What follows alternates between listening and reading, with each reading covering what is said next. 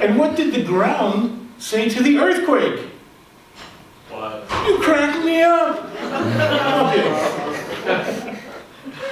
Now what I really want to talk to you, because Earth Day is important to me. It's important to me because it's when a bunch of people who probably have absolutely nothing else in common except that we live on this earth come together and want to try and save the earth, want to try and preserve the earth, want to try and make life matter for a lot of people whom everyone else seems to have ignored. So Earth Day is important, and my theme is about Earth Day. We live in a state here in California. Now, you can probably tell I'm not from California, I'm from New York.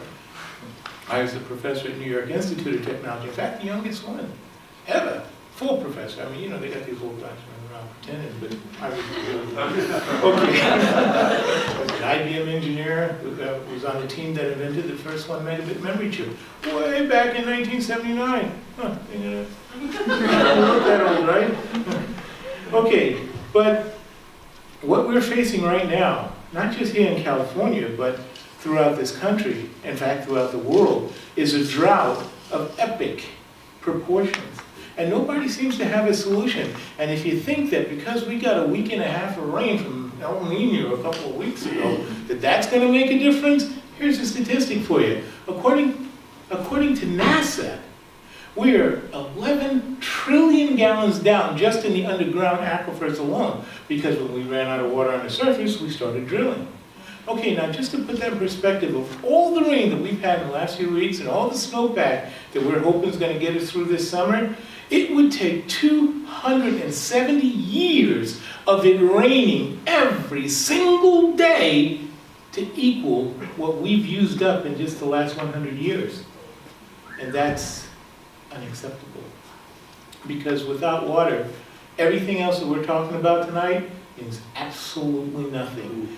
I love art, I really do. I mean, you know, if you hung out with me, you'd hear me from 1 minute singing to the next minute dancing in the buff. I'm just one art-loving Joe right here.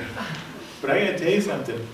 If you got no water, and you got no food, because you got no water, you're not gonna be doing a whole lot of dancing there. So we need to address this, we need to talk about it. We need to talk about a couple other things. One of the problems is that most people are only involved in finding the solution to the drought from technologies that exist right now in abundance, like reverse osmosis. Reverse osmosis is where you push the water through a little membrane and it filters out everything except, you know, something pretty close to pure water. The problem is that's not going to solve our problems here in California. We have 15 reverse osmosis plants from San Diego right on up here to San Francisco, and they're not even producing even 1% of what's needed and what's going to be needed as this drought continues. Every scientist on the planet that I've spoken to or listened to says it's not over. It's got another 15, 20 years in this cycle. All right, so reverse osmosis is the thing they're spending the most money on. It doesn't work. So now you got these guys running around there and they want to take your poop and squeeze a little drop of water out of there and hand it to you in a glass mug when you go to that nice restaurant looking at your steak dinner. But then, I can tell you, that's the poop water, baby. I didn't want to shower with that. Oh, and I'm going to tell you something else. I broke the law before I came here tonight. You know how I did it? I took an 8-minute shower. Well, there's no cops outside. Now we're limited to 5-minute showers here, and quite frankly, I know that some people are sticking to that because when you're walking down the street and you smell them, and you know, you could have used another 30 seconds there.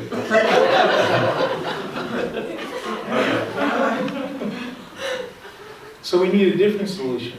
We need to go back to basics at a level that we've never gone back to basics before. Most of the fresh water, in fact probably all of it, that's on the surface of this planet right now didn't come from poop. It didn't come from reverse osmosis. It came from the most simplest and original source of producing water. It came from the ocean. It came from water being heated up to the point where a vapor or mist would rise up, form clouds, and everything that was not water would be too heavy to rise up. And those clouds moved over a cooler section of the earth, and the droplets of water fell to the earth. That's desalination. And that's what I'm about. I am the desalination man. I went to a library in Bridgeport, Connecticut last, oh, you guys didn't know that? How much time we got? I don't want to talk too long. Okay, but I know because when people go over, it's like, I'm talking about OCD. I want to get up there, I'm like, 32 seconds over, man, what's your problem? Okay, but seriously, I just helped the city of Bridgeport get approved, get federal funding for the New England's largest solar energy plant. You can go on YouTube right now, put in that name. What's my name? Banta. I'm talking to you, really. Okay. And you can see my testimony. I gave that testimony before the New England Energy Commission and through several others, and as a result, a project that was about to be killed became now, we have over 10,000 houses in Bridgeport, Connecticut getting their energy from solar and from hydrogen fuel cells. That was me, and you can see it for yourself on YouTube. So, you know, I'm important.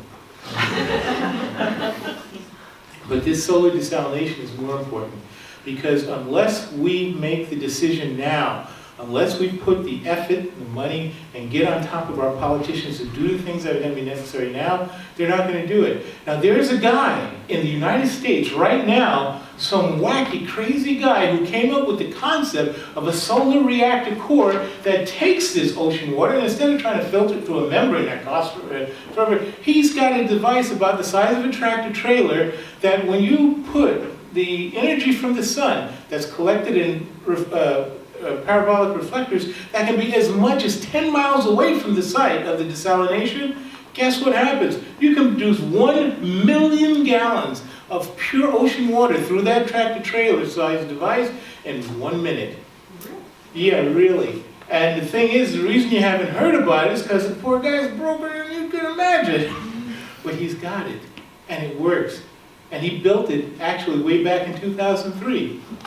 All right, so finally, what I'm going to just say to you is that we need to look into that. We need to look to the sun and we need to look to the ocean because these other things, even reverse osmosis, it's not going to work in California for one of the worst reasons I can tell you. And that reason is this: oil. The seepage of oil along the California coast gunks up these reverse osmosis filters and makes them almost useless. And they're not going to find that out right now, but the city of Santa Barbara, where I used to live at, my psycho ex-wife, we found out because we built a $100 million plant that we can't even use now because all the filters are done.